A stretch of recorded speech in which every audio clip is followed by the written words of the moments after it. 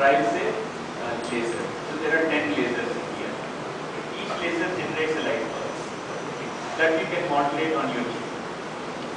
And then eventually, like, you can just put all of them into a fiber. So what you're doing is, like, you have 10 inputs which are all plugged into one single fiber, and you are transmitting your signal out of your instrument. So this is called a multiplexer. So it works at, this is a commercially available.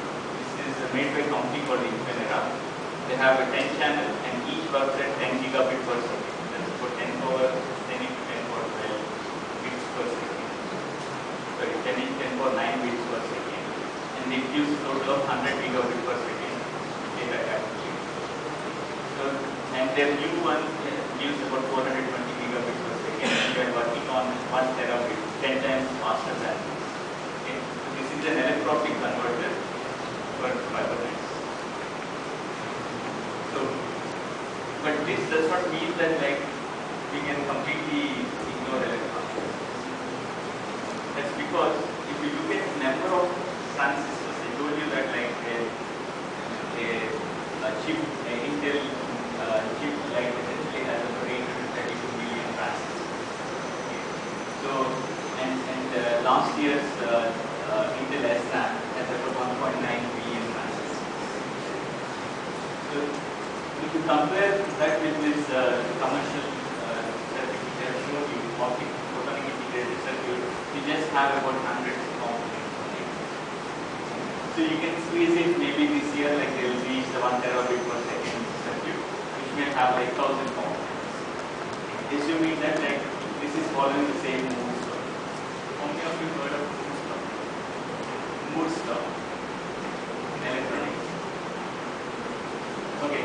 Long back, like, there is a engineer called Moore.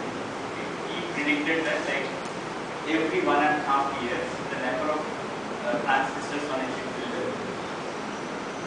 So essentially, that means, like, the size of the chips keeps reducing by a factor of half every 1.5 years. So based on that, like, if you plot, so and it turns out that his prediction is right. In the last, I don't know, 35 years. Nobody could go beyond that or less than that. Like, the companies are able to just follow the line. So essentially, if you compare with electronics and assume that, like, the photonic components also increase at the same rate, we are like 10 power 7 orders of magnitude less number of components on each chip.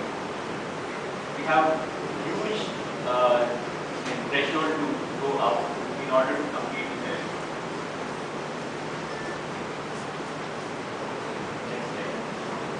So, compete with it, what are the two fields? Okay, so I'll talk about two fields which will enable us to compete with electronics. Like, you want to use photons and you want to figure out, like, how we can compete with electronics to make it more challenging or to meet the challenges which are posed by electronics. So that the two fields are, one is called the photonic crystals and the other is called the plasmonics. So this essentially, I'll introduce these to you. So in terms of, like, individual devices, like, there are a huge number of devices which are possible because by using photonic crystals and plasma. Okay. So just introduce each of these in the next few slides. So the photonic crystals is not novel to nature. Nature has this from many biology students, right? So what gives green color to leaves? Chlorophyll. Okay, very good. So we have physics students also. So what gives green color to leaves? No, you can't say chlorophyll.